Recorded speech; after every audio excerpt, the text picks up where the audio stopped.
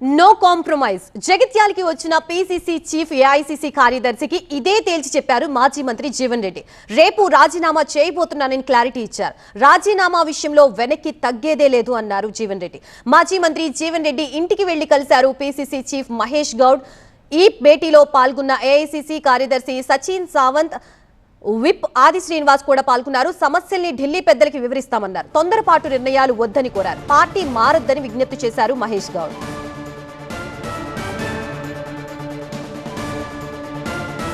జీవన్ రెడ్డితో మహేష్ కుమార్ చర్చలు విఫలమయ్యాయి. రాజీనామా నిర్ణయంపై వెనక్కి తగ్గేదే లేదు అంటున్నారు జీవన్ రెడ్డి. రేపు యథావిధిగా కార్యకర్తలతో జీవన్ రెడ్డి సమావేశం అవుతున్నారు.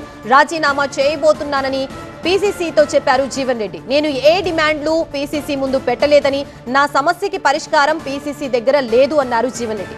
రాజీనామాపై ఎట్టి పరిస్థితుల్లో వెనక్కి తగ్గేది లేదన్నారు. 4 దశాబ్దాల అనుబంధం వదులుకోవడం బాధగా ఉన్నా తప్పడం లేదన్నారు. నాతో పాటు ఎంతమంది రాజీనామా చేస్తారో రేపు తేలుతుందన్నారు. రాజీనామా తర్వాత గ్రామాలకి వెళ్తానన్నారు జీవన్ రెడ్డి.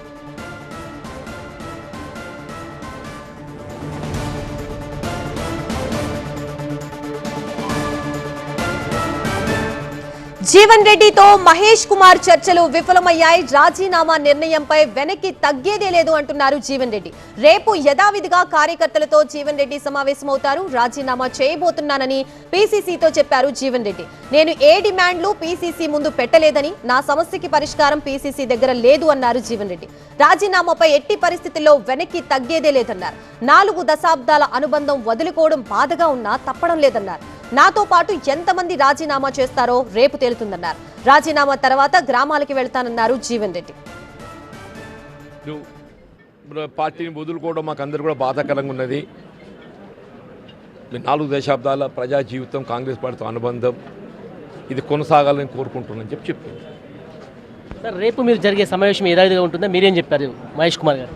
చెప్పాను, నేను పార్టీని రాజీనామా చేయబోతున్నాను చెప్పాను.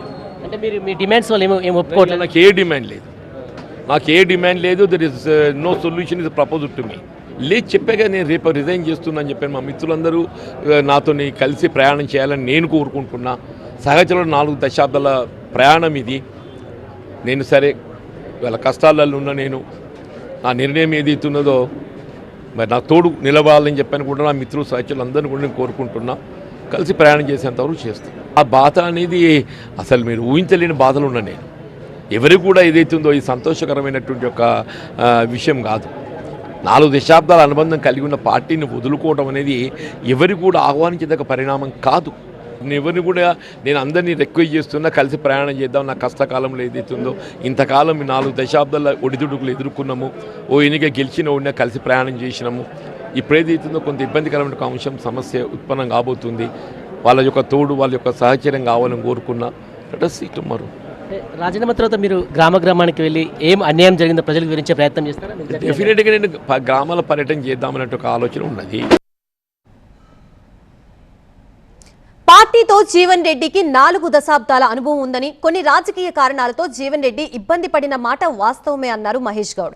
ఆయనపై కార్యకర్తల ఒత్తిడి కూడా ఉందని, జీవన్ రెడ్డి పార్టీలోనే ఉండాలని కోరుకుంటున్నామన్నారు మహేష్ గౌడ్. కొంత కార్యకర్తల ఒత్తిడి, ఇక్కడటువంటి ప్రస్తుత దృష్ట్యా వారు కొంత ముందుకెళ్ళినట్టుగా అర్థమవుతా ఉంది. బట్ ఏదేమైనా వారికి కాంగ్రెస్ పార్టీతో ఉన్న అనుబంధం చాలా సుదీర్ఘమైన అనుబంధం. కాంగ్రెస్ పార్టీ, ఏఐసిసి వారిని వదలదలుచుకోలేదు. వారిని పార్టీలో ఉండాల్సిందిగా ఏఐసిసి నాయకులు కూడా మా ద్వారా వారికి చెప్పడం జరిగింది.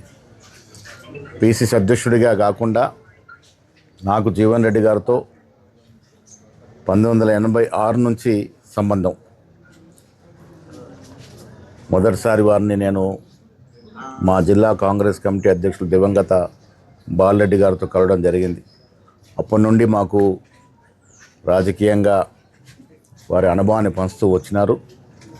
అందుకే వాళ్ళ జగిత్యాలు వచ్చి వారిని ఏదైనా నిర్ణయం తీసుకున్నా కూడా మళ్ళీ ఒకసారి పునరాలోచించుకోవాలని వారికి విన్నవించడం జరిగింది. మరోవైపు పీసీసీతో చర్చల అనంతరం జీవన్ రెడ్డి ఇంట్లో ఉన్న కాంగ్రెస్ జెండాల్ని బయటపడేశారు అనుచరులు.